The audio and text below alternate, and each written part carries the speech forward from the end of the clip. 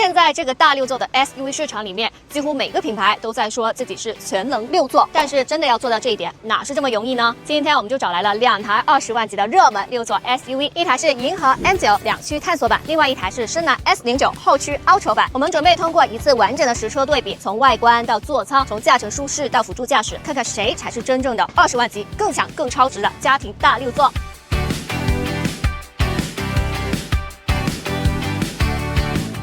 在这个价格区间，银河 M9 是中大型 SUV， 车长接近5米，前脸是比较稳重的家用风格，格栅的占比大，看起来呢就比较厚实了。而深蓝 S09 的定位更高，属于大型 SUV， 前脸是具有科技感的封闭式设计，腰线挺拔，而且比例修长，整体的气场更像是40万级的车型。尺寸对比上呢，深蓝 S09 的轴距达到了3105毫米，这一点呢会直接的影响到后排的乘坐和后备箱的空间。深蓝 S09 它的气场和体量感是要比银河 M9 更大更强的。接下来就去看看座舱吧。这里是银河 M9， 整个座舱感觉就是家用味很浓，到处都透露出一种务实的感觉。中控这里呢是大尺寸的连屏 ，UI 的布局是偏传统的，但是好在呢就是比较容易上手。用料上就是以皮革和硬塑料的结合为主，整体的视觉效果还行，但是细看呢就会有一点点粗糙。它的2排采用的是常规座椅的设计，不具备零重力的功能。不过呢后排配备了一块17.3英寸的娱乐屏幕，能够让后排的乘客在旅途中不会那么无聊。还有就是3排空间的部分，座高340毫米，但是成年人坐进去呢，大腿部的支撑不足，整体的姿态就会有点憋屈了。总的来看，银河 M9 更像是一台能够坐6个人的家用 SUV， 舒适体验难免不足。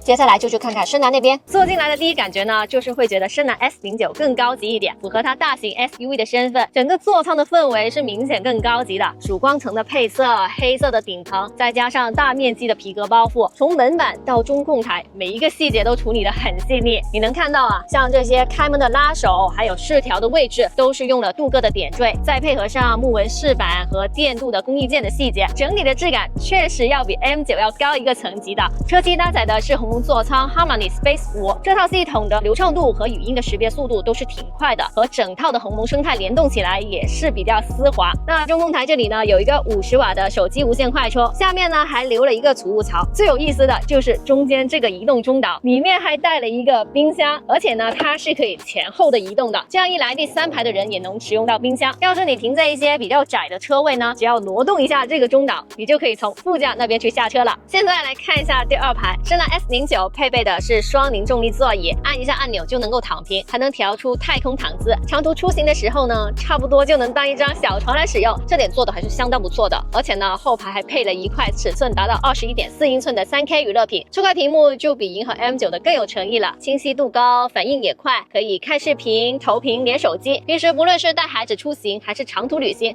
都让后排的乘客有事可做。要提一嘴的是，我们这台后驱的 Ultra 版本呢，在同级别的车型里面，同时具备双零重力座椅和移动中岛配置的，确实是不多见的。顺便呢，就说一下它的第3排，首先是它的空间表现很不错，座高360毫米，就算是1.8米的成年人坐进去，也能够自然的坐好，甚至可以轻松的翘2郎腿。而且它还特别的注重安全，之前中汽中心就搞了一个碰撞的挑战，深蓝 S09 以尾部碰撞、左右侧碰撞均以100公里每小时的时速接受了考验，实力也证明了它对第3排的保护能力。同时，深蓝 S09 后防撞梁到第3排之间是留出了950毫米的缓冲区间的，能够在追尾的时候有效的吸收冲击。且整车的成员舱采用的是100%的高强度钢结构，全车的高强度钢与铝合金占比高达81%，车身刚性更高，抗扭更强，最终以权威数据验证了第3排的安全性和对乘客的保护能力。而银河 M9 只在车身关键的部位用了40%的高强度钢，所以说如果银河 M9 是家用，那么深蓝 S09 就是享受，这不仅是更大更舒适，而且还更安全。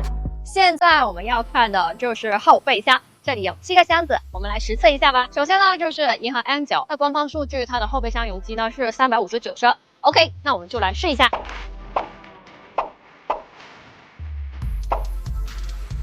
Nope。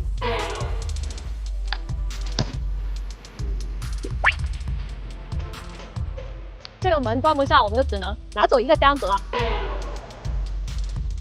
OK， 在第3排打开的情况下呢，因为后备箱的纵深不够，所以最后就只能放4个20寸的行李箱。拿到深蓝 S09 这边，后备箱的容积是427升，但是呢，在摆行李箱之前啊，先打开这个隐藏的驾乘空间，这里面呢还能多放一个行李箱。那我们现在就来试一下吧。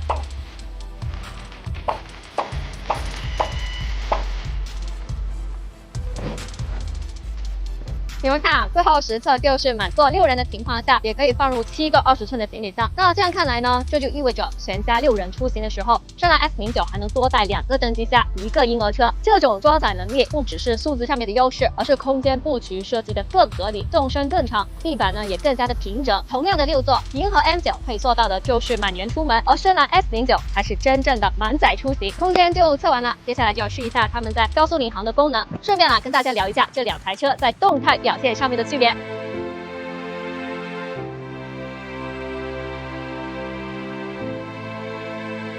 先看银河 M9，起步阶段动力响应还是可以的，但是中后段的提速感就一般了，而且它是前驱的布局，没有办法，它是插混车型，不方便做成后驱车。悬架是偏软的，能够很好的过滤颠簸，但是也会带来一定的晃动，尤其是在高速变道或者是以比较快的速度通过大曲率弯道的时候，侧倾就比较明显了。总体来看，银河 M9是属于偏舒适取向的调教，在驾驶上面就稍微弱了一些。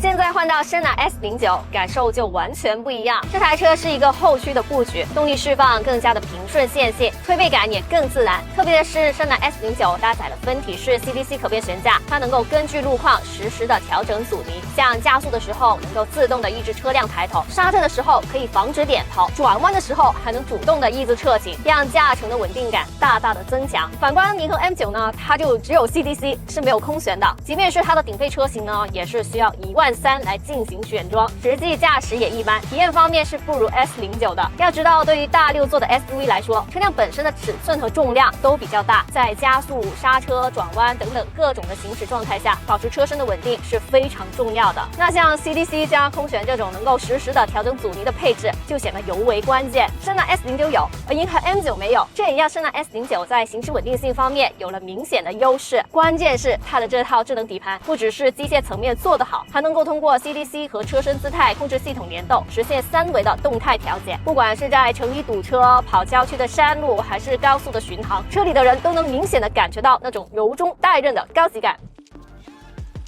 OK， 现在我们就来看一下高速领航功能的测试情况。我们实测的2台车型呢，银河 M9采用千里浩瀚 H5 辅助驾驶系统，深蓝 S09搭载的是华为乾坤 ADS4 辅助驾驶系统。在整个高速领航测试过程中，都表现得很成熟。首先是变道超车，2台车变道时遵从的逻辑几乎是一样的，变道的过程也都很顺利。然后就是在高速转线的过程中，在进入匝道前都能够识别减速标识，在大曲率弯道中的车道居中保持也都做得很好，在匝道选择中也没有出错，最后都能够顺利出匝道并入高速的主干道。